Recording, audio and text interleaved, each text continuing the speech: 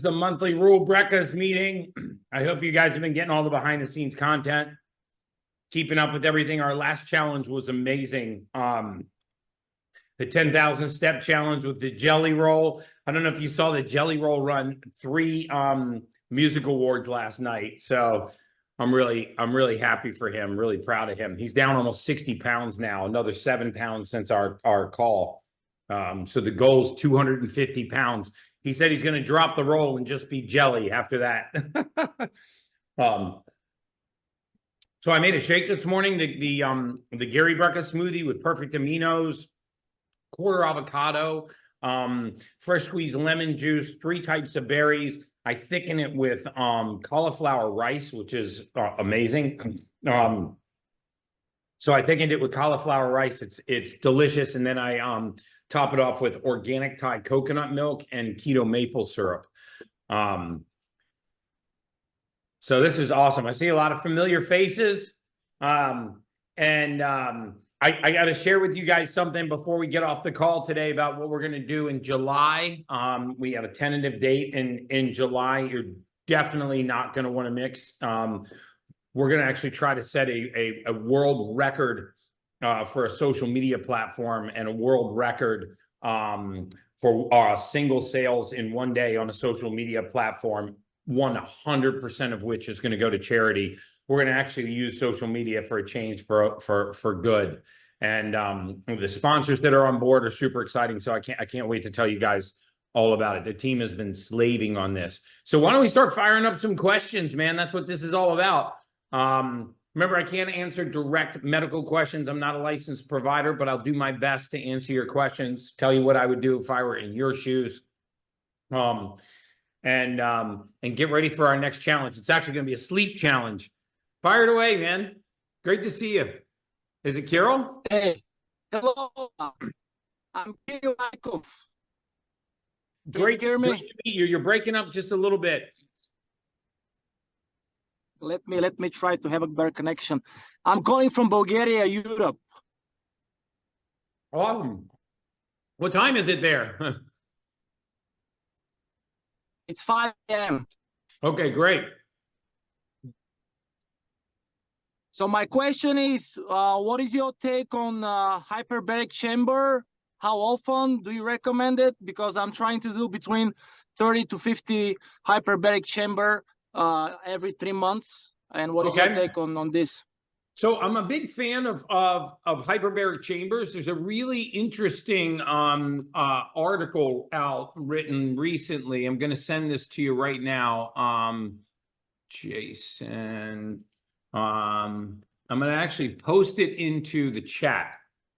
And this is essentially a comparison between hyperbaric chamber and hypermax. Hypermax is EWOT, exercise with oxygen therapy, or what we call multi-step oxygen therapy.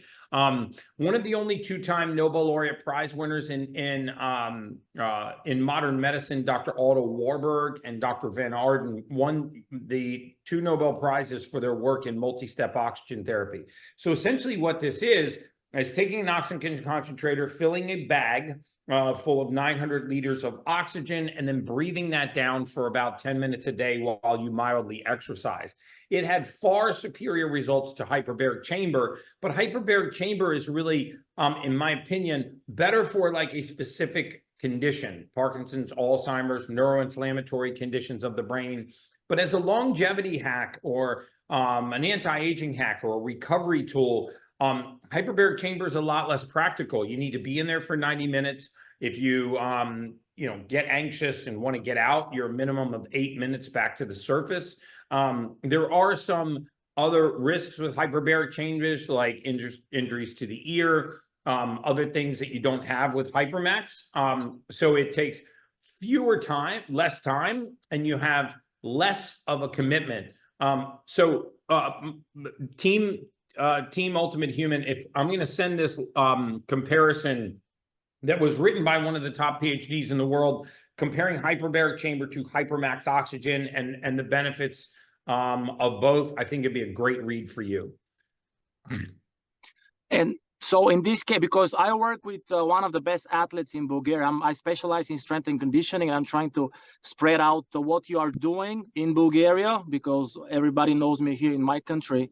Okay. So you recommend find the oxygen that I breathe in the hyperbaric chamber and just do it on a treadmill while the exercise for some aerobic training for 10-15 minutes or what? No question. If you're trying to condition an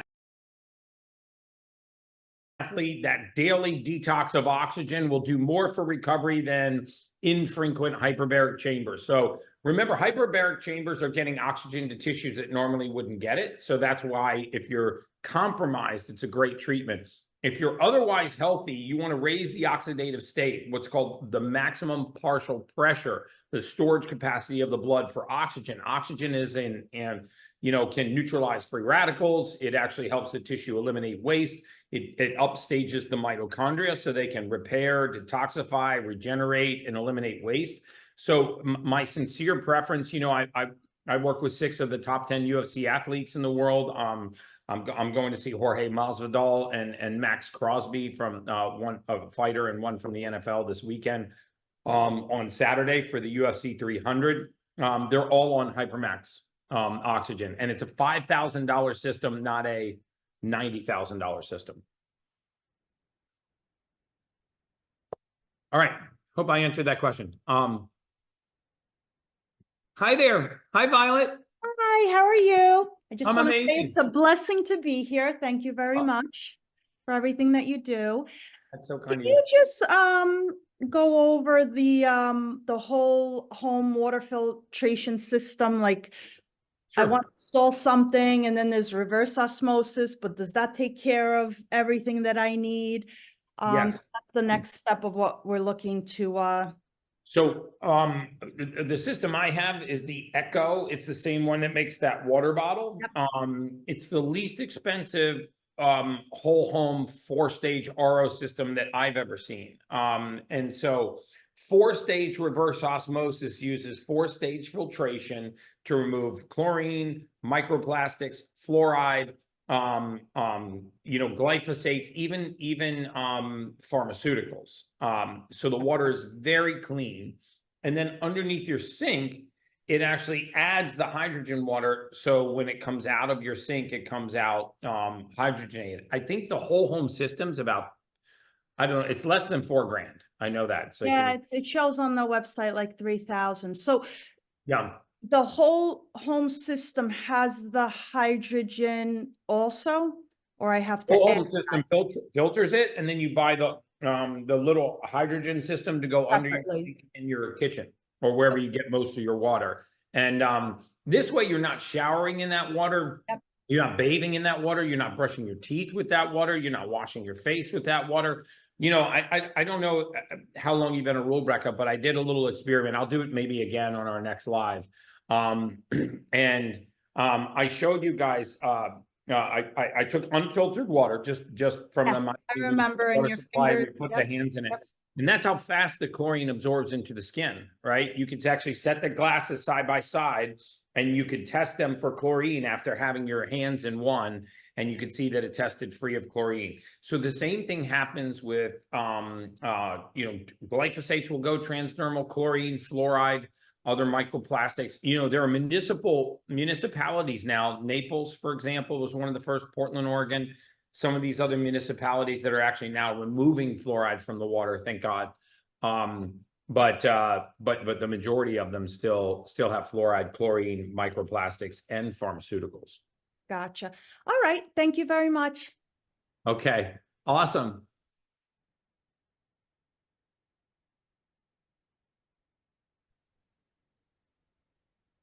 Hey, good morning. Hey, Mike, how are you? Hey, I got my bottle in the mail, and we also Awesome. found we're moving to Tampa in a couple months. We Okay. found a chiropractor locally that has a superhuman protocol. So my wife and I have been, I think it's day 4. We scheduled the whole entire month. My son's coming home from Central Michigan. He's going to do a whole entire month before he goes back. I have an appointment with your doctors next Tuesday for all my review, and I'd like to thank your team for expediting that. Oh, you're welcome. Also, my wife, my sons, and my daughter is going to get hers done as well. My question for you is, when you're doing the oxygen, is there a certain way to breathe? I've just been breathing really deep when I fine. do it. Okay. Yeah, you have a sealed mask on, so it doesn't matter if you breathe through your nose or your mouth. So if you look at Otto Warburg's research on multi-step oxygen therapy, it was actually used, they only use 50% O2, right? So ambient air is around 21% oxygen.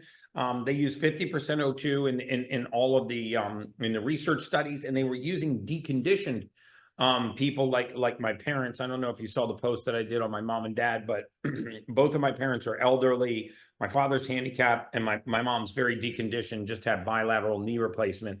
And one of the ways that I brought her back in 10 weeks from a very severe cognitive deficit, and I mean a deficit where she actually didn't recognize me, I'm her only son, was by I put her in a sauna, which is what Dr. Otto Warburg did to raise her heart rate, right? Because she can't walk on a treadmill, and then she breathes the hypermax oxygen. So healthier people like yourselves, your family, if you can walk on a treadmill or sit on an exercise bike, you put that oxygen mask on and just get the bag down. Right. I mean, don't worry about your nose, your mouth. You know, what you're doing is you're raising the amount of oxygen in the blood, and you're using the partial pressure of the heart to push that into the tissues. What you're just trying to do is use oxygen like a disinfectant, right? It's going to provide energy to the mitochondria, and you want it to just disinfect the body, meaning you want all the tissue to start to eliminate waste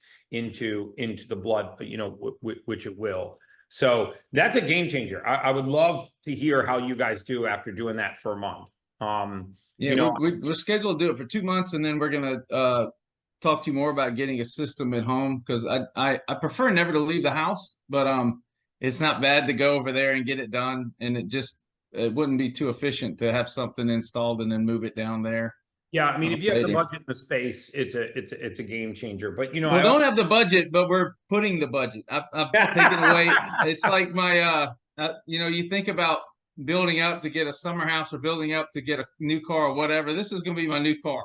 I'm going to put everything into God our bless health. you, man. It'll do a lot more for you than a Range Rover, I promise you. Well, I have I mean, I've had cancer twice, so that stuff went out the door. But I just really, I'm just glad I found you.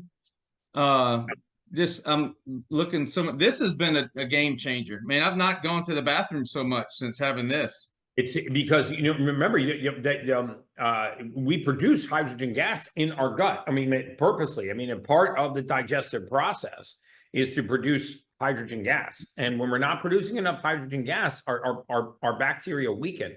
And so, you know, the interesting thing about, you know, our gut physiology, most of us don't realize there is not a single cell in the entire human body, not one, that can utilize one shred of the food that we eat. When you eat your breakfast, your lunch, and your dinner, you are not feeding yourself. You are feeding your gut bacteria, and your gut bacteria are feeding you. You don't have the ability to digest food. You don't actually have the ability to take amino acids from proteins. You don't have the ability to break down carbohydrates and extract nutrients, iron, magnesium from your food. The only thing in your body that can do that is your bacteria. So when you go to a restaurant, you're only eating in that restaurant to feed your bacteria. That's the only reason why you're ingesting food. Your bacteria will then turn that into compounds that leave the luminal wall of the gut and enter the bloodstream. And then once it enters the bloodstream, the cell takes those compounds, and you still haven't been fed. You still have not gotten 1 ounce of benefit out of it. It takes those compounds, it brings them into the cytoplasm of the cell, and it feeds those to the mitochondria. And then the mitochondria make ATP, and now you're fed. So to actually derive a benefit from eating food of any kind, proteins, carbohydrates, fats, sugars, what have you, first your bacteria have to turn it into compounds that can enter your blood, which has to then be turned into a compound that your mitochondria can turn into energy. You are only powered by one energy source, and it's ATP. The only reason why we're having this conversation right now is because you have sufficient enough ATP to run the operations of your body. But you're several steps away from that. And I think a lot of people don't realize the importance of feeding our gut bacteria so they can feed us, right? I mean, when you eat a piece of steak, it doesn't just magically become an amino acid, magically enter your body, and then magically get used by the cell. No, it's a long line of processes that need to happen, which is why the gut bacteria are so important, which is why you're so regular, because you've done some good for your bacteria. So awesome, man. You can actually send a request to info@theultimatehuman.com, and my team will help you get set up with the Superhuman protocol when you're ready. For the rest of you guys, you know that I don't like to, I never like to say that you got to spend 120 grand in order to be optimally healthy. You still have access to breath work. You still have access to grounding. You still have access to cold showers. You still have access to sunlight. It is a beautiful day out there today. And all of that is free. Of course, if you're going to buy a Range Rover or buy a home superhuman system, I would tell you to buy a home superhuman system, but I know that that's not in the budget of most folks. Hi, Lisa. Hey, how are you? Oh, I'm doing great. Hey, so I got my gene testing back since the last time we talked. Okay. Me and my husband. And I'll refresh you real quick. My husband is the one that got brucellosis. Yes. In 2012, he was on a year's worth of antibiotics, thyroid shot, and he has homozygous factor V. So he had all 4 of the gene breaks except for the AHCY. Mm-hmm. He was heterozygous, and then I was homozygous on the MTHFR and heterozygous on MTRR and the COMT. Oh wow. I had put in a request the day we spoke to get the blood work done. So I filled out the form for both of us. I haven't heard anything. I don't know if that just takes. No, if you put in a request that long ago, I'll make sure that my team follows up. They're on the call with us now, so we'll get you over to the right person and make sure that you follow up. Can we just text her? Yeah, Lisa. What is your last name again, Lisa? Brothers, just like brothers and sisters. Brothers and sisters. You'll always. Okay. So team is making a note, and we're going to make sure that we contact you and get you set up for blood work.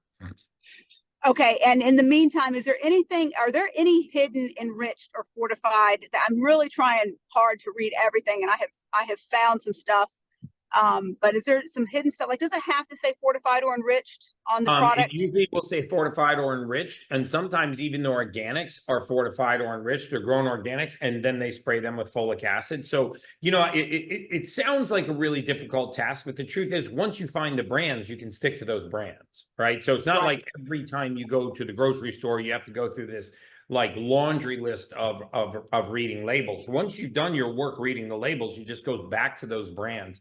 I've also started a thing called lateral shifts, which I'm doing every week now. I posted my first one last week, and I'm gonna start gathering information from my community and taking every food that my folks like to eat, whether it's cereals or Pop-Tarts or bagels or Doritos, and I'm going to laterally shift that to a more nutrient-dense food without changing the flavor profile and without increasing the budget. Because I want people to understand it's not that expensive.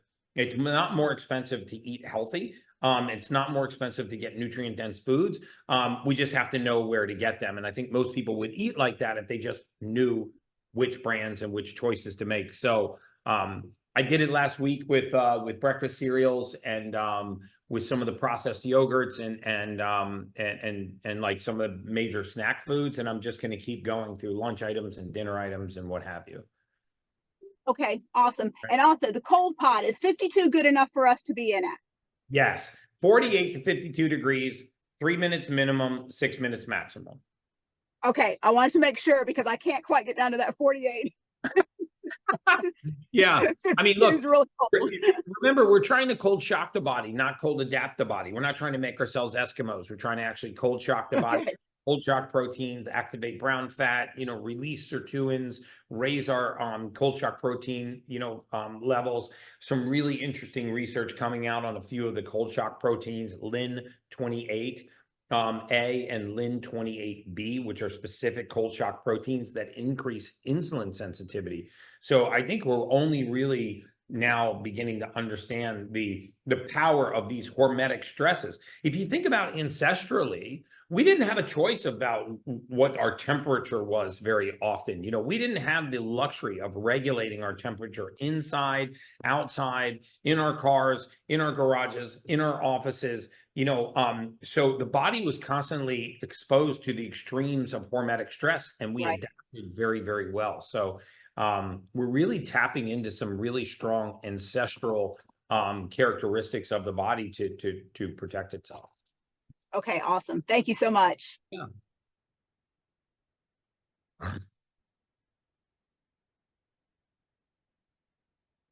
Hey, Jeremy, Hey there, Gary. how you doing, man? I'm good. I have a question, but I want to play off what Lisa just said. I'm the one that had the 9-year-old that I showed you cold plunging when Jelly Roll was on. Yeah, that was awesome. Yeah. So we cold plunge at 39 degrees. Yep, Is that okay? that's okay. It's just Okay. not necessary, but it's okay. Okay. Again, I would do the 3 minutes minimum, 6 minutes maximum. Yes. Yeah. So- We're 5 minutes or so. Yeah, that's great. Because as you get colder, it's more painful for a shorter period of time.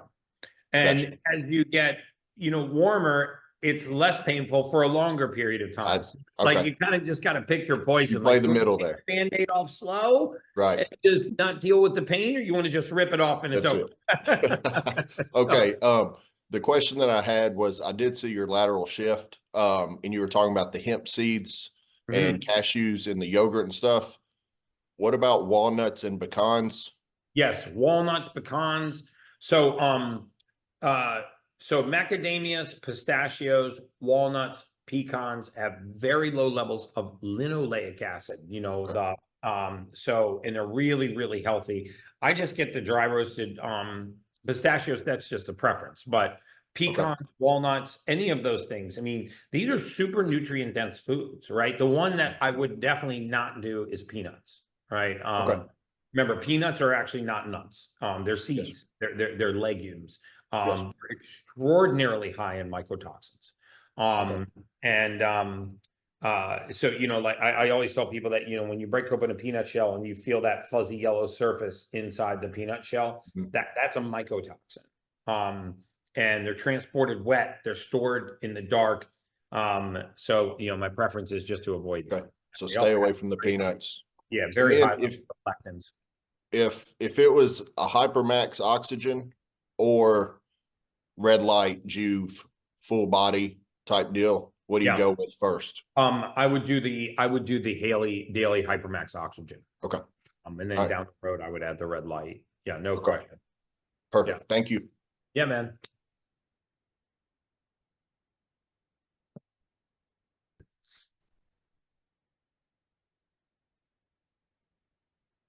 Hey, Mike. You're muted, brother. It doesn't say you're muted, but can't hear you. Sorry about that. Can you hear me now? Yes, I can hear you now. Sorry about that, Gary. Dude, you got a radio voice, man. I hope that you're in radio. Well, I do have a podcast. That was going to be my second Okay, question great. for you. I was going to say, you got a podcast radio voice. Well, I was going to, my second question for you, I'll ask this first. Are you going to be doing a podcast tour for your book release? Yes. I am going to do a podcast tour this year for the book release. We're actually citing some additional research. It's funny, every time I go to release it, new research comes out, and I'm like, gosh, I want to cite that research in my book. But at some point, I'm going to get paralysis of analysis and have to stop. Yes. Perfect. I'd love to invite you. I don't know who on your team would I need to connect with, or is it just the info? Yeah, just send it to the info, and Brianna or Malia, we'll make those arrangements. Perfect. I appreciate it. Awesome. My first question for you, I understand you're not a doctor, but and and if you were in my place, Yeah. I've had essential tremors in my left hand for like the last 7 to 10 years. I've done HBOT like 5 sessions 1 week, 5 sessions the next, 3, and then 2.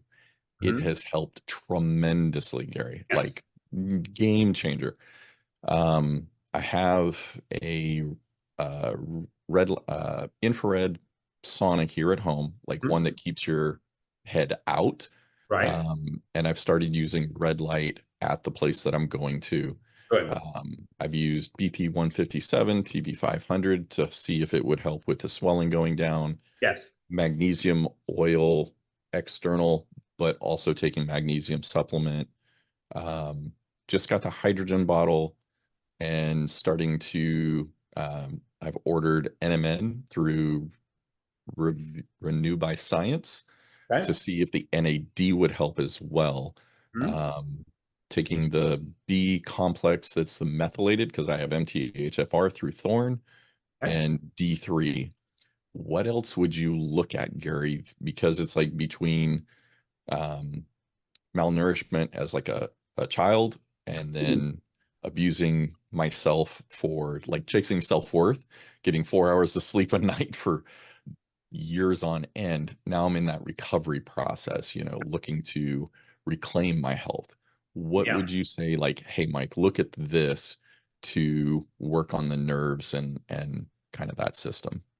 So, first you think conductivity, which is your B vitamins and your light metals. So it looks like you have those handles. And the second thing you think about is circulation, right? I mean, I could give anyone on this Zoom call right now peripheral neuropathy if I in 10 minutes just by putting a tourniquet on their calf, right? Or on their forearm, right? So if I tourniqueted your forearm, Yeah. in about 20 minutes, you'd have peripheral neuropathy in that limb.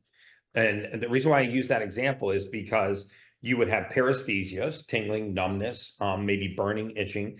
Eventually, it would go numb. And Mhm. after about an hour, I could pinch the top of your hand as hard as I could, and you wouldn't even feel it. The important point is there's nothing wrong with those nerves.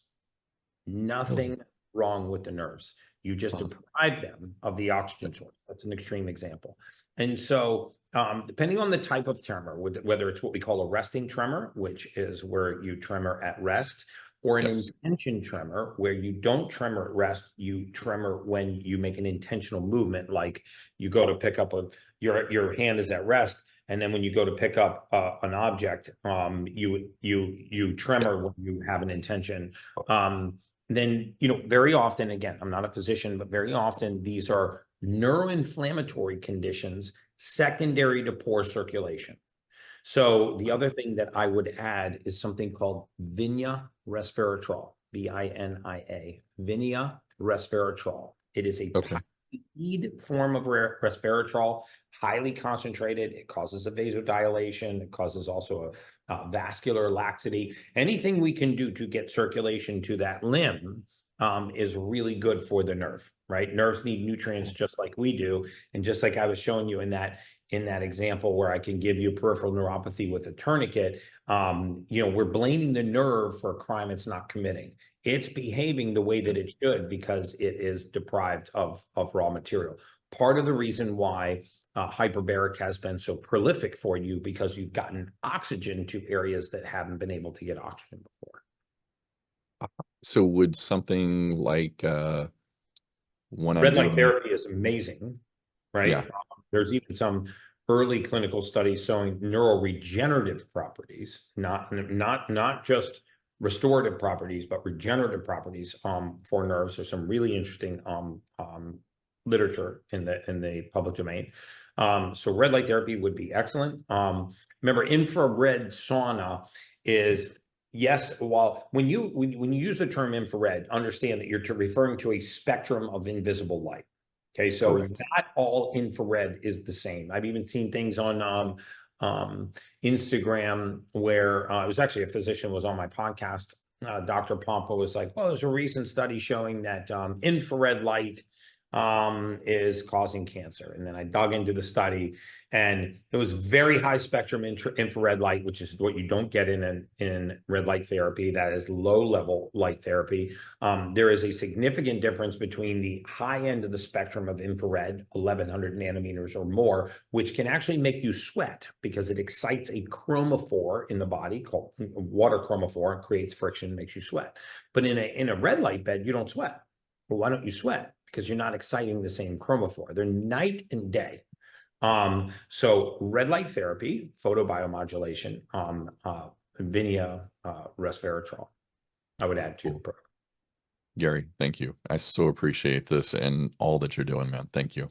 Yeah, you're super welcome, Mike. Wish I had that voice. Didn't he have a good radio voice?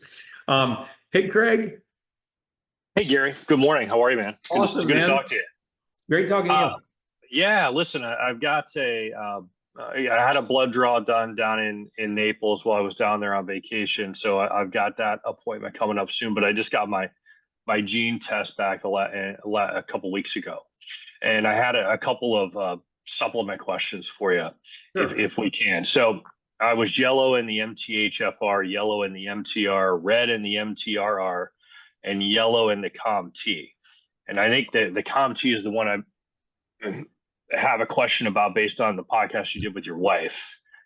I wanted to find out or dig in a little bit more on if you struggle a little bit with sleep, when is SAMe a good thing to try? And when is it not a good thing to try? Because I've read like conflicting things. Yeah. So SAMe is something you definitely want to take in the morning, right? Not at night. So SAMe is S-adenosylmethionine. It is the number one most necessary methylated nutrient in the human body.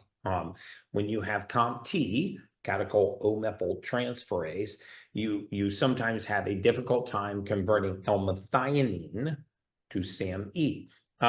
This usually doesn't affect sleep, it affects mood. So if you find that, on some days you're just sort of unexplainably mood apathetic, what we call mood numbness. So it's where the peaks and the valleys of mood disappear. It's where, so you don't get really, really, really, really happy. You don't get really, really, really, really pissed off. You just kind of, right in the middle. People will stay, by the way, in this mood numb band for decades because they just exchange greatness for good, right? I mean, it's like kind of the reason why we stay in a lot of average relationships, like good is sort of the enemy of great, right? In my opinion. So, and because we're okay, we don't really do anything about it. And so if you have a tendency to have more of this mood apathetic kind of situation, I'm not talking about depression, right? I'm not, where you suicidal thoughts, depression, really severe impairing mood kind of conditions. I'm just talking about mood apathy, right? Like, where do you want to go to dinner, Craig? Wherever you want to go. What movie would you like to see? Whatever movie you want to see. Just that mood apathy. Then SAMe is usually a very good option once in the morning with or without food. At night, people with COMT really benefit from magnesium, especially magnesium threonate. Yeah, threonate. There's so many different forms of magnesium. There's actually no such thing as magnesium, right? No such thing as magnesium. It's magnesium glycinate, magnesium threonate, magnesium citrate. Magnesium is always found in a bound form, right? It doesn't exist by itself. So there's different types of magnesium that have different physiologic functions in the body. Some are better for nerve conductivity, some are better for mood, some are better for sleep. I would definitely try magnesium threonate at night, or the sleep supplement that I manufacture, which is magnesium, theanine, and melatonin. Those are all metabolites. I'm a huge fan of using non-tranquilizing metabolites for sleep because the body understands these, right? It breaks them down, can eliminate them. A metabolite is something your body recognizes, right? And it can take it, use it, and get rid of it. The challenge with a lot of chemicals and synthetics and pharmaceuticals is that the body doesn't recognize them. They're chemical synthetics. And so there's some kind of downstream consequence, usually related to how the body eliminates it, tries to get rid of it. So magnesium, theanine, melatonin, and then the magnesium threonate at night. I would try those. And then if you have the mood, if you feel that kind of mood kind of condition that I described, then try SAMe once in the morning. Okay, and a quick couple follow-ups to that. One, I think if you're going to do I'm fascinated about melatonin. Only because if you read a lot, some people you shouldn't take melatonin, other people are like you should microdose it. So if you're going to do that sleep thing in July or whenever you're doing that next, I would be fascinated to dive more in on melatonin and whether you should supplement with it or not. Yeah. Also, though, as related to the methylcobalamin, and now I'm taking the 10X multi, which has the hydroxycobalamin in it. Is there a time, if you're having something, a beverage or whatever that has methylcobalamin, is that something that CompT Gene Break should avoid methylcobalamin? Oh, you should avoid cyanocobalamin. Okay. So there's a good, better, best in the natural forms of B vitamins for people with CompT. Methylcobalamin, hydroxycobalamin, and adenosylcobalamin. Those are your good, better, best. Don't harm you. Some help more than others. Cyanocobalamin, the cyanide-based version of B12, which is hydrogen cyanide bound to the cobalt metal, cyanocobalamin. That is the one that you should be avoiding. I mean, I'm still pretty astounded we haven't followed some of these other countries' leads in banning that, because when you break the cobalt metal off, which is called cobalamin in the body, and it's used in a physiologic transaction, you're left with a floating cyanide molecule. That can never be good under any circumstance, in my opinion. So that's the one you want to avoid, but the rest of them, are they're fine. So the rest of them are pretty much just even. You just want to avoid the cyanocobalamin. Yeah. Excellent. All right, Gary. Thanks a lot, buddy. I appreciate it. Yeah.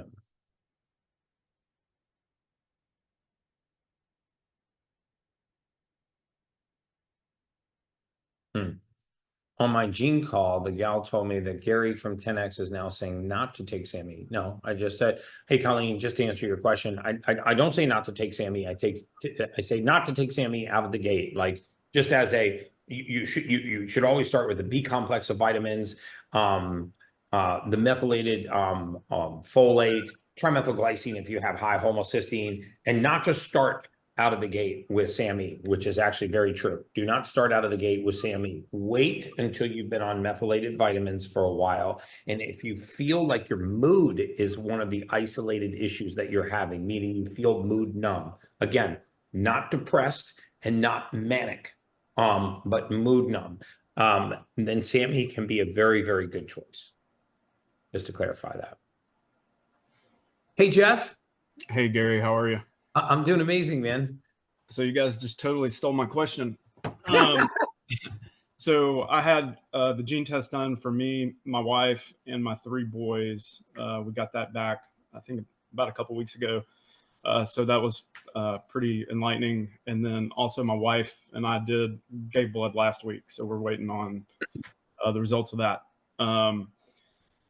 So my question was, my wife was yellow, green, yellow, green, yellow.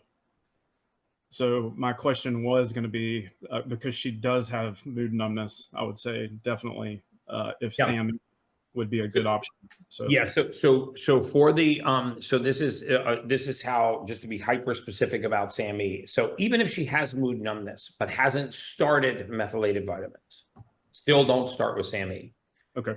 Start with the methylated vitamins, because what we're checking on is whether or not, so all of these pathways in methylation, as complicated as they are, they're fascinating because they are sequential. So methylfolate gets passed up to the next gene. We take homocysteine, we methylate it into methionine. Methionine goes up into the mind and quiets the mind. When it quiets the mind, it's converted to S-adenosyl homocysteine. From S-adenosyl homocysteine, it's converted into S-adenosyl methionine. So without getting hyper complicated, what we're trying to do is the least amount of intervention first, right? To say, hey, I'm going to put these raw materials, the methylated B complex, the methylfolate, the B vitamins, I'm going to put these in, and we're going to sort of get out of the body's way. If we don't see that mood improves, then this is the S-adenosyl methionine pathway, and you can add that down the road. So it creates some confusion because I do say don't start with SAMe.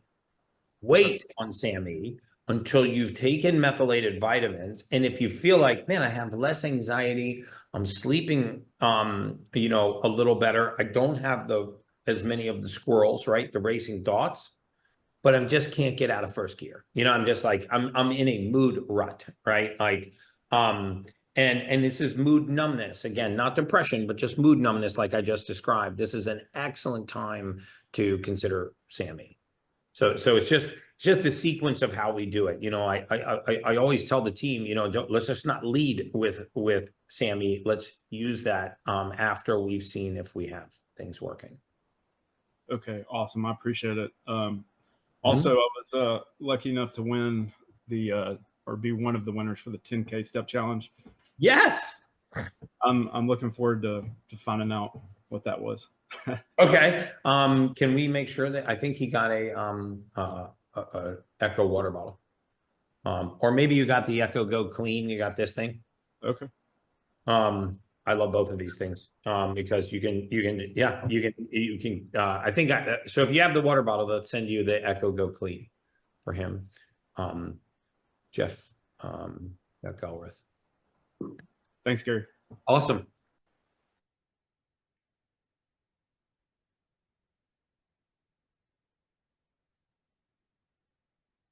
Hey there. Hey, good morning. How you doing? It just says admin, so I don't have your first name. I'm Rick. How you doing, Gary? It's Rick Forbrick. My questions is, I've discovered Kratom, and I like it. You know, it doesn't make you goofy feeling, but it can take away the aches and pains and sometimes severe pains. But I'm wondering how else is it affecting my body? Yeah. You know, is it should take, or is just avoid it and just suffer? You know. Well, you know, so, you know, in the hierarchy of things, it's obviously better than taking an opioid, right? I mean, and it is an opioid. Yeah, it actually has similar amyloids. It just doesn't have the cardiac amyloids and as many of the addictive amyloids. There is some evidence that you can still get addicted to kratom. But so it's a leaf. It's derived from a leaf. It comes in a tea form, comes in a powder form, comes in several forms. The FDA waged war on it for a while, which probably tells you that it works,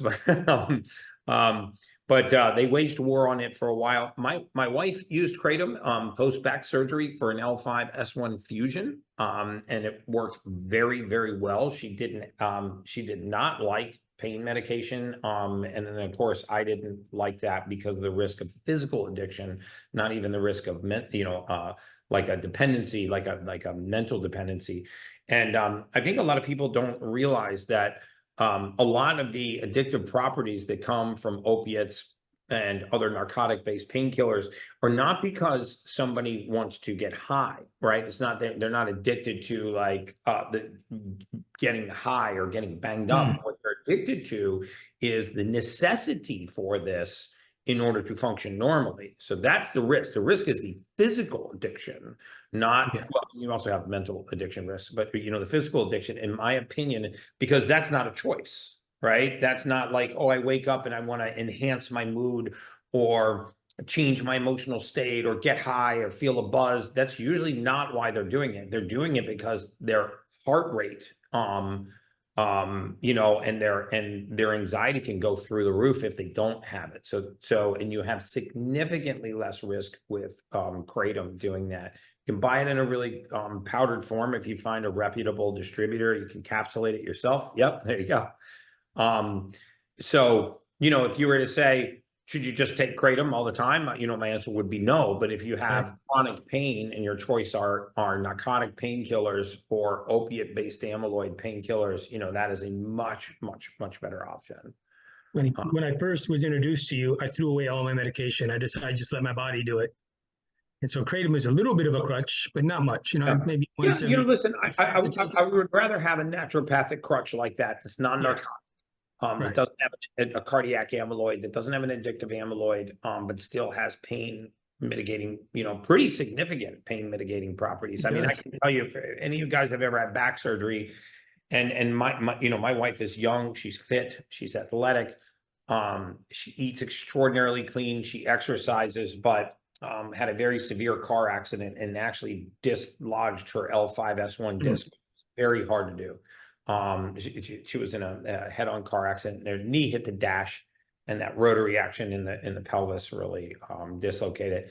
And I can tell you, I mean, it was a game changer for her. She hasn't taken it in years, but during that time frame, you know, I don't know what we would have done without kratom, because fresh out of surgery, you know, I had one of the most terrifying moments with her that I've ever had, which really also, this is 7 years ago, sent me down the road of really trying to understand the addictive cycle, because she had only been on pain medication for 2 months. I'm sorry, for 2 weeks. And but it was that every 4 hours. And one morning she woke up and she was like, you know, I'm not in pain. You know, my neck's not hurting. And she goes, I want to skip my regularly scheduled dosage. And so not really thinking about it, I said, okay, let's skip the dosage. And we sort of hobbled out to the jacuzzi. Her stitches were better, and she wanted to get in the hot tub. And we got in the hot tub, and all of a sudden I look over to her and she's going unconscious, right down into the water. So I freaked out. It was my wife's age. I pick her up from the hot tub. I carried her inside. And of course, I'm running through the whole, you know, checklist in my mind, like the emergency checklist. And I'm like, okay, she ate, she's not hypoglycemic. And then I went, oh my God, she's hyposystolic. Her blood pressure is crashing, because in 2 weeks, she was that physically addicted to that opiate. And I actually ran into the kitchen and I took a pain pill and I crushed it in a spoon and mixed it with water. And I got it over to her while she was barely conscious, and she sipped on it. And 2 minutes later was upright and functioning. That's when my eyes went bing, like, oh my God, 2 weeks. Someone who had no addictive tendencies, was in physically incredible shape, was completely physically dependent on that medication. And I called the neurologist and I was like, we are taking her off of this. You need to tell me exactly what the titration protocol is. And over the next 2 weeks we did. That's when the kratom came in. So I'm just sharing that story with you because I'm intimately familiar with what it's like for a good person to have to deal with severe pain. And you know, she didn't have a choice. You know, if I wasn't so strong about figuring this out to get her off of it, I don't know how we would have taken her off of it. And the sad thing is, I don't think most patients are counseled on that. You know, Funny, when I discovered the kratom, my daughter is a doctor, and so I ran it by her, and she's, oh, it can be addictive, and that's all she could say. Like, well, tell me why. What am I addicted to? Not having pain? And so you just a bit better than she went into. My last question is, I'm taking, what is it, the blue Meraki Yeah. blue? When and why and how much? I guess I see somebody asking about putting methylene blue. Methylene blue, yes. Okay, because I've never heard of Meraki blue. Yeah, it's probably the But, brand. maybe it's from Meraki. But so methylene blue, it's believe it or not, it's a fabric dye. Right. But it has some pretty incredible properties in the body. If you actually look at dosing for methylene blue, it's exacerbated. It's the effects are heightened by red light therapy. So we'll often use it in conjunction with red light therapy. It's available in sterile format intravenously. It's also available in droplets. There is a website called endalldisease.com, endalldisease.com. The author of the book, the ultimate guide to methylene blue, which if you're going to use methylene blue, I would really recommend reading that book, has that website for a clean, sterile version of methylene blue. You have to be careful with dosing on methylene blue, but in low dose, it has phenomenal results. You know, most of the dosing that I've seen is 10 milligrams twice a day, in the morning and in the evening. And remember, it stains everything. It stains your mouth. Yeah. It's, Yeah. Their they sell it advertisements in are trophy brutal. form, which I don't recommend, but they also sell it in a liquid drop form, 10 milligrams twice a day. Mhm. So But every day? if you're going to use methylene blue, please. It's an easy read. All of the cited research is in there, and I would read that before embarking on a methylene blue journey, and then you can do it very safely. Okay. So you would recommend the dose every day, twice a day then? Is that what you're saying? Or just 10 before red light? milligrams twice a day. That Twice seems a to day, be a okay. very safe, dosing range for that. Okay. Thank you. Oh, my team just, yeah, Colleen put it in there. Endelldisease.com.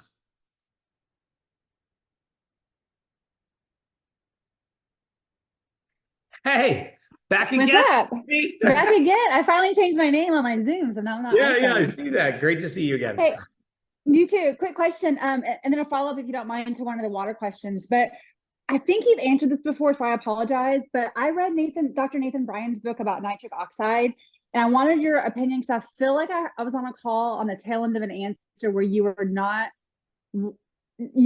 real pro take nitric oxide supplements for wellness in general, and I've been meaning to ask you about that, so I just want to ask you so I can get the full answer, if you don't mind.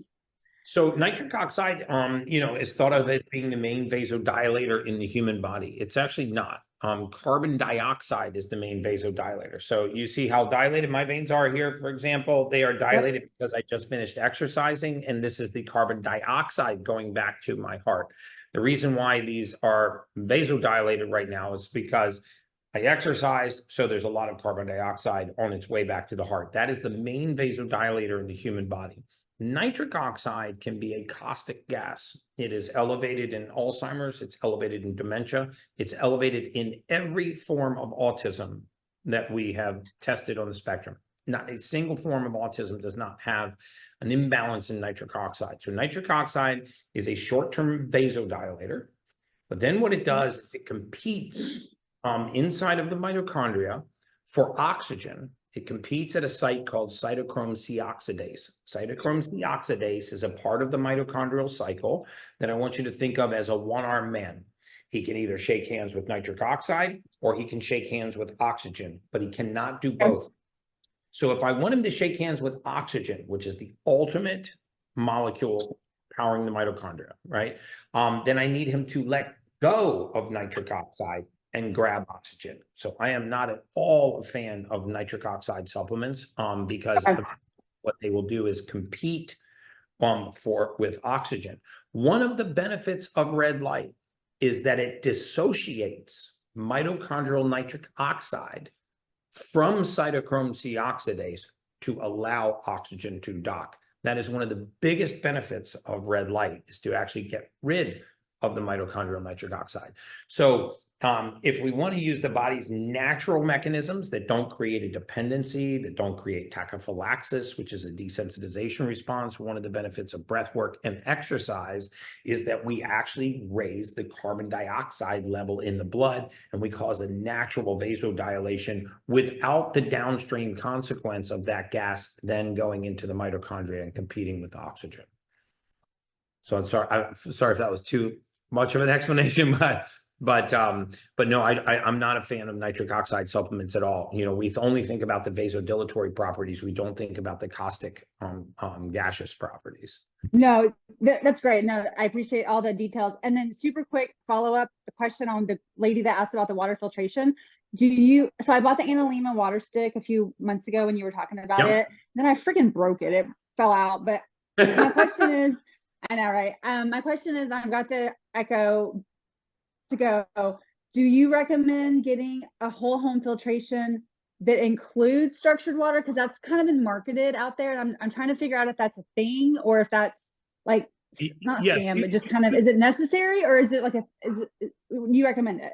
Yeah, I prefer hydrogen water to structured water. So I would get whole home water filtration, which I think the lady said the ecosystem's around $3,000. I mean, you think about $3,000 to filter all the water in your home. Pretty for sure. Yeah, pretty expensive. And then you're Yeah, not okay. showering and bathing and brushing and all of that with chlorine and fluoride and all of that. And you're just taking one more massive toxic load off of the body. I'm a huge believer that we're micro poisoning ourselves to death. And so then you can add the little Echo hydrogen module, which will go under your sink, and then the water you Yep. get out of your sink will be filtered and hydrogenated. Okay. And then use the Echo, hydrogen water bottle on the go. Perfect. So don't worry about the structured water. And then Sage had a red light and y'all sauna on Instagram and one of Yeah. their stories. And I know everyone's going, I was like, which one is that? But Yeah. if you guys know, if y'all will link, let us know. That'd be awesome. Yes, I'll have Okay, my cool. staff. You can send them an email at info@theultimatehuman, and I'll have the staff respond back to you on that red light. That's the one I use when I'm sitting in there, just right up against that light. It's cool. It has a sort of magnifying glass dome that really amplifies the light. So Hey, what's up, Gary? hey, man, Hey, good to talk to you. great to talk to you. Got a quick question, but before that, I just want to say, really appreciate you, man. Thanks so much for everything you do. Thank you. Yeah, I mean, it's you and I are the same age. You're better shape than I am, but you give me inspiration, man. I want to be able to do the guns like you're doing. Yeah, do the guns. So the question I have, and I know you're not a doctor, I get that, but I need a little. If this was your situation, like what direction would you go? So in my journey here to be the ultimate human, I had the blood test done, got a PSA of 4.7. So I went to a urologist.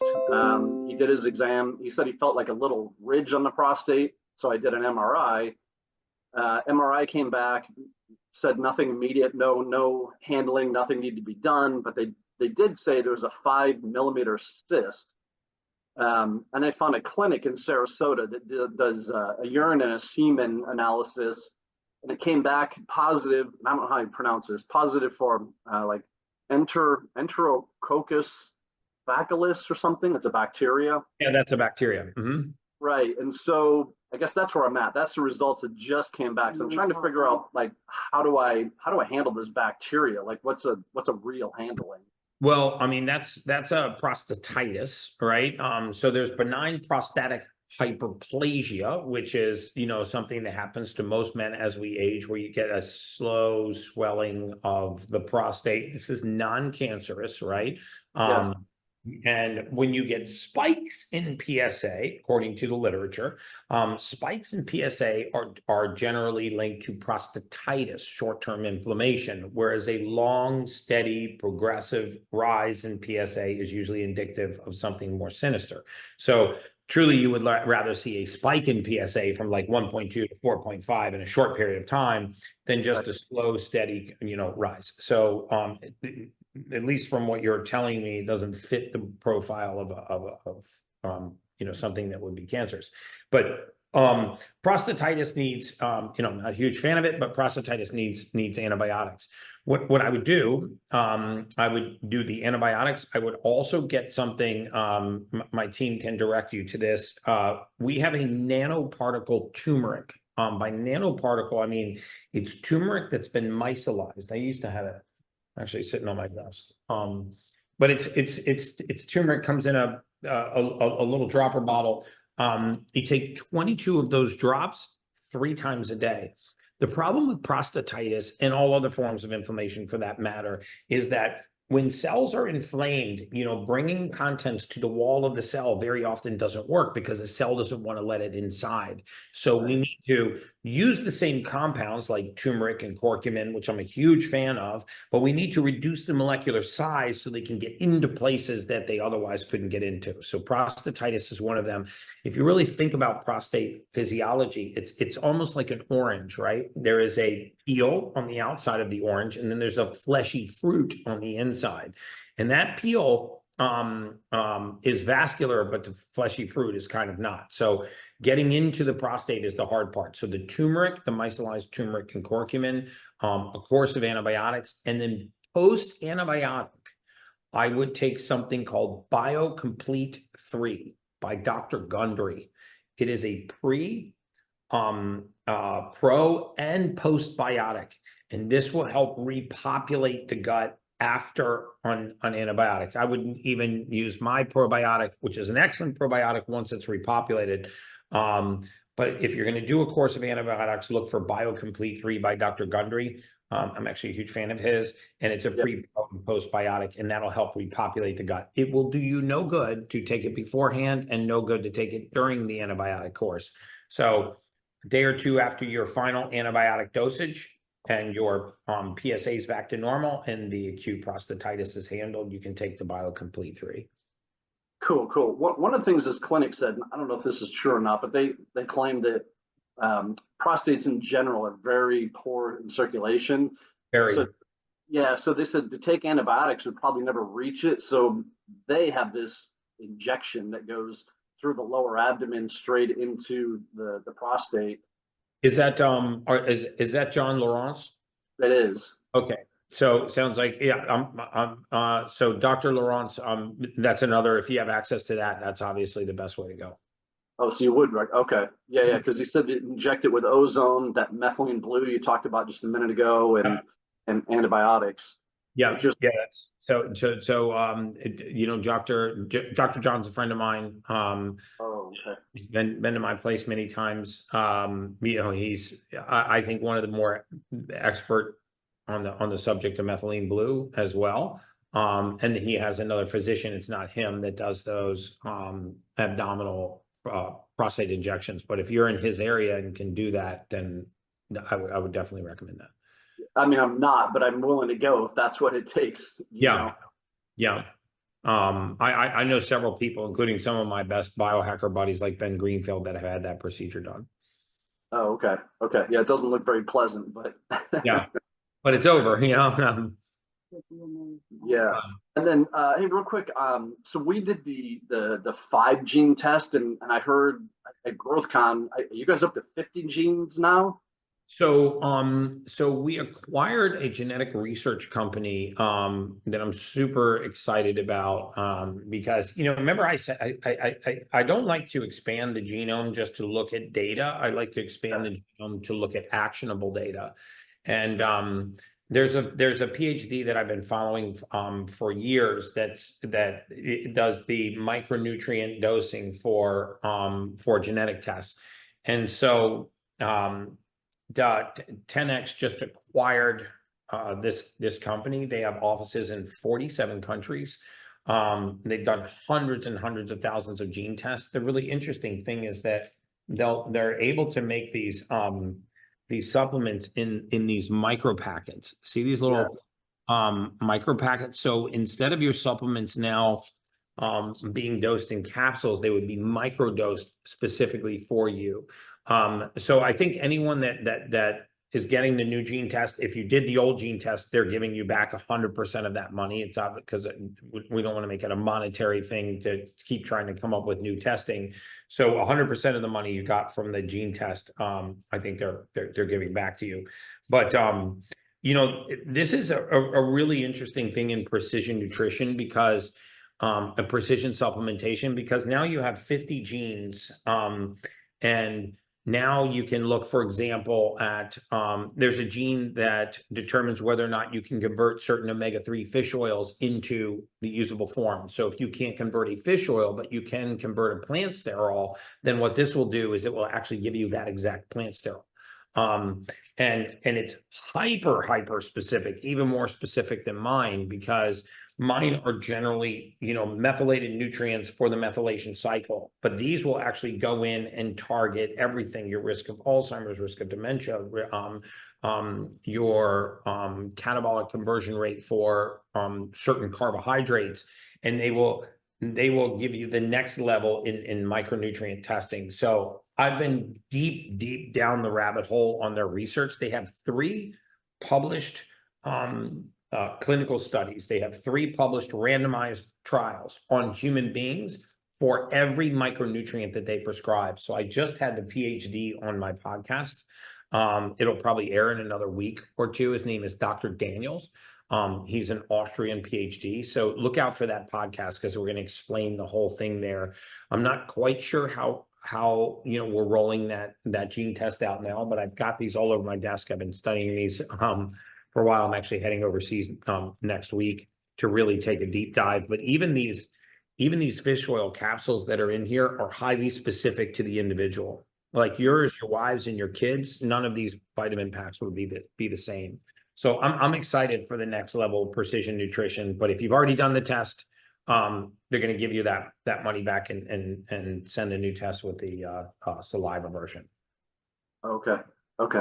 So do we reach out to you guys, or how do we set that up? Yeah, you can go to 10xhealthtest.com, and as soon as it's available, and I thoroughly have my arms around it, I'll start talking about it. I actually just did the test myself. What's really interesting is it generates a hardback book about you. This company had governmental funding, and so they farmed out this research to different collegiate universities, and since they had government money, they were able to do hordes of research in a very compressed amount of time. And so far, what I have translated and read is very impressive. I've long since believed that, disease and pathology, again, are not the things happening to us, right? We usually don't catch the chronic conditions that we have. They come from within us. And the more we understand about how the body methylates nutrients and what it's deficient in, the more precise we can be with that, the further we can push off chronic disease and pathology. One of those is also all the research into genetic, the genetic mutations that have to do with eliminating waste in the body, the glutathione pathways, the transsulfuration pathways, because, as diligent as we are, and I'm probably the most diligent person I know, we still are going to get glyphosates and pesticides and herbicides and insecticides. You're still going to expose yourself to contaminants and aluminum in the air and all of this other stuff. And rather than worrying so much about it, if we can enhance our own defense mechanisms, we can actually strengthen the body's ability to deal with it and not collapse from it. Then that's really something I have a great deal of interest in. Anything we can do to enhance what God gave us rather than what man makes us, kind of exciting for me. Look, here's the whole table of, supplements going to the graveyard, because I'm testing a lot of those. And some of these manufacturers, just unfortunately, they're not truthful, or they don't know whether or not their supplements are as effective as they claim.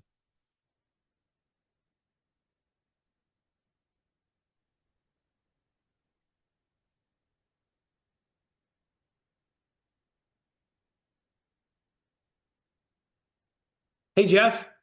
How you doing, Gary? I'm doing amazing, buddy. How are you? Excellent. First thing I did the water fast, and that's how I got into everything originally, and was down almost 30 pounds. So okay, from 215 to 185. So still more to go, but yeah. Well, it's been great. So thank you. Happy, Jeff. Just a follow-up to the last question. So I've been meaning to do the gene test, and I heard you say that it's now doing more genes. Is that correct? Is that already active? Yeah. Should I wait? Yes, over the next few weeks, we are rolling out, very likely going to roll out the more comprehensive gene test. We just made this acquisition. It was a very large acquisition. It's 47 countries, 14 languages, a lab in Austria, all of the research, and a pretty demonstrative rollout in the, in the United States. We're doing 15 to 20,000 of these tests a month now. So the real issue that we're having is making sure that we can handle capacity, because it was a disaster for us for about 3 months after the Joe Rogan podcast, because, we had the unenviable situation of beginning to collapse under the weight of our own success, which is like the ultimate oxymoron in business. You find a way to help a lot of people, and then you don't have the resources to deliver. So we are Staunchly trying to ensure that that does not happen again. We just hired another 33 genetic scientists, almost a network of 100 physicians for our telehealth side of the business. So I will be hyper communicative to the rural BRCAs, because I want to take a personal responsibility for you guys. But you can still do the gene test now. And when that new gene test rolls back, you'll get 100% of the credit for that gene test. Okay.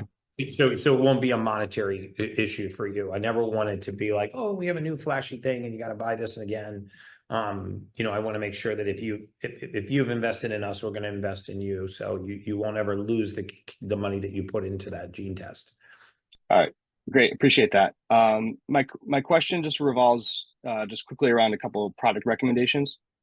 So the first is for grounding. Now I'm in Massachusetts, a little colder, but not extreme.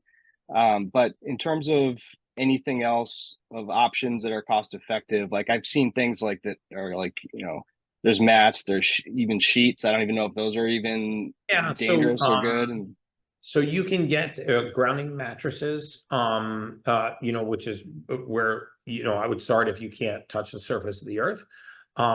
You could graduate to a PEMF mat, slightly more expensive, but a little bit of a better physiologic benefit. PEMF mat will probably last you 10, 15 years, but they run about $5,000 for a real one. And a grounding mattress, a grounding cover will cost you maybe $450. And it will at least set your bed down on the surface of the earth. It actually plugs into the ground wire. So it does ground you. If you're going to step up and buy the PMF, I would buy the PEMI PMF. Somebody just thanked me for doing all the testing on the supplements. I'm incessant about testing these PMF mats, and you wouldn't believe how many of these manufacturers have actually reversed the polarity. So it is drawing EMF into the body. One of them, in fact, if I had my cell phone here, I'd show it to you guys. You know where my cell phone is? Yeah, do you mind seeing if it's out there? I'm gonna see if my staff can grab it, but I sent it out to a third-party lab. I was shocked. This was a very large manufacturer, and they had reversed the EMF polarity so that actually instead of pushing EMF out of the body, it was drawing it in. So it was equivalent to laying 100 cell phones on your body and taking a 5G Wi-Fi call at the same time. It was so cellular destructive, over 60 hertz of like absolutely destructive to your cells. And so that's when I started saying, I'm going to go on a mission to take all of these products. I'm in a third-party lab, test them, whether my product or not, because one of the things I want to do is give a voice to the best product, not just the best known product.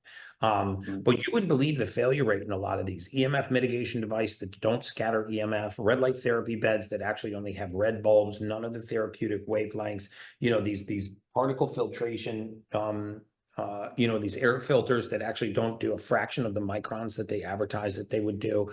So maybe on our next World Records call, I'll show you like all the testing I've done on a lot of these products and so the ones that are really doing what the manufacturer claims to do, I really love to give a voice to these.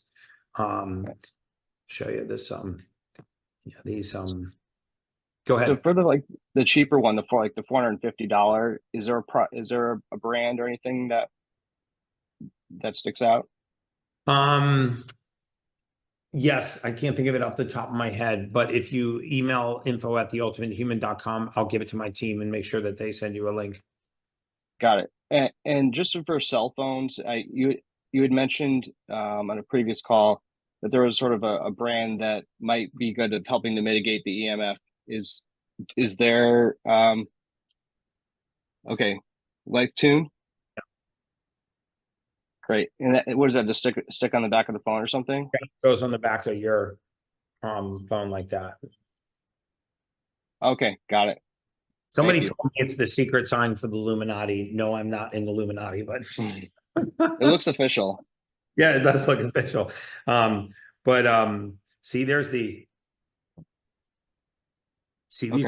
these are these third-party lab tests that I do on these different EMFs. By the way, that buzzing sound, you do not want to hear that sound.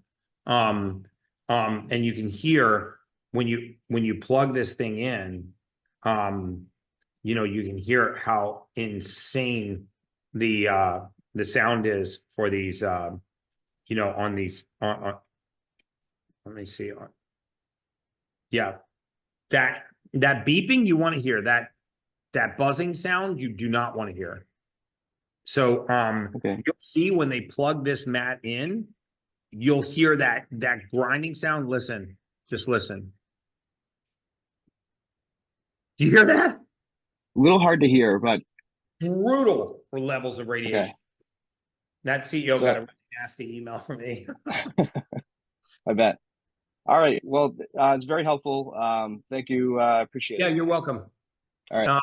And I have a really hard stop at 11:30, right? Because I have a conference call. So maybe I'll try to get to a few other questions super quick. Hey, hi, Christy. Hi, Gary. Hi So there. I'm all the way in Scotland. Oh, you're in the Scotland. UK. Awesome. Yes. So I'm so excited to be able to chat to you. Oh. I've been following you since you did the diary of a CEO with Right. Yeah. Stephen Bartlett. I mean, just totally obsessed. I've got the hydrogen water bottle. I've got the hydrogen under counter water filter. I Awesome. took the genetic test, but obviously I can't get the 10x test because I'm not in America. So unfortunately, I can't get any of the things, any of your supplements or anything. So We're about to change that. So the company we just acquired it has physical locations in 47 countries. It was a big, Amazing. huge acquisition for us. And it's complete now, so we can talk about it. We just announced it at the GrowthCon conference this weekend. So Scotland is one of those countries. So as soon as I get the data on that, I'll even show you where you go in and get that test done. amazing. So the only question I have, I have an issue with sort of Raynaud's / chilblains on my hands.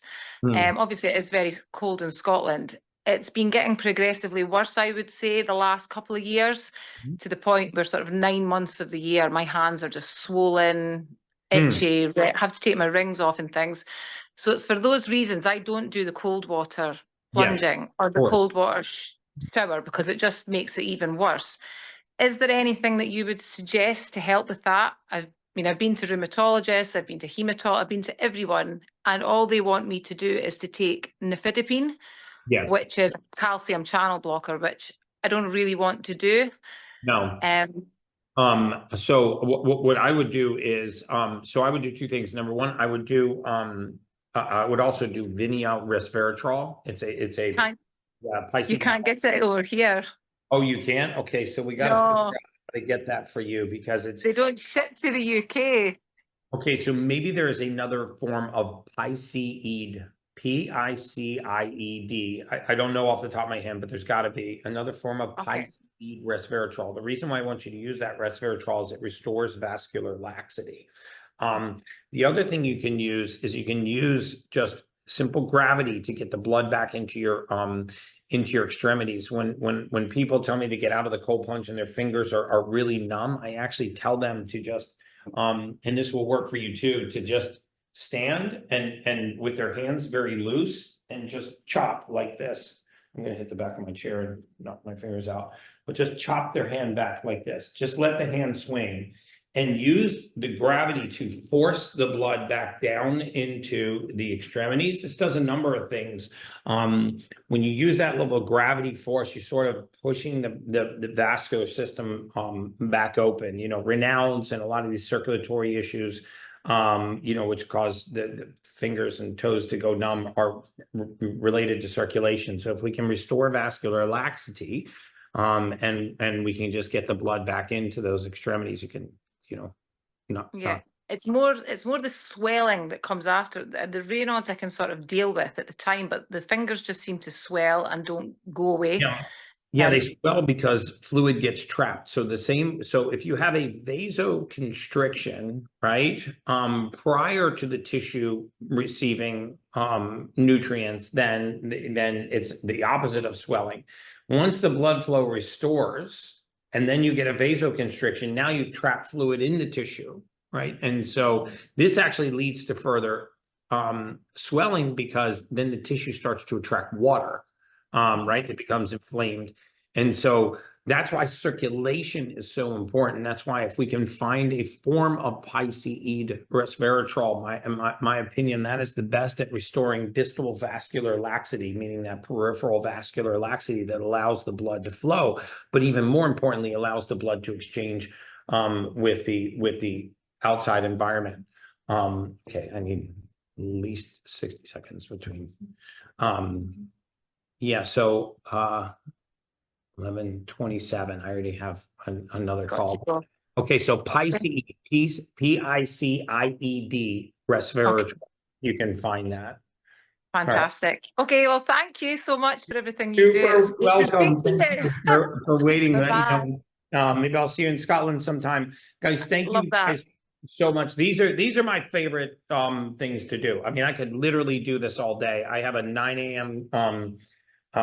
Client. You all know this client, but that moved to a hard stop at 11:30. So we had 90 minutes today. You're super welcome, Missy. Thank you for the kind words.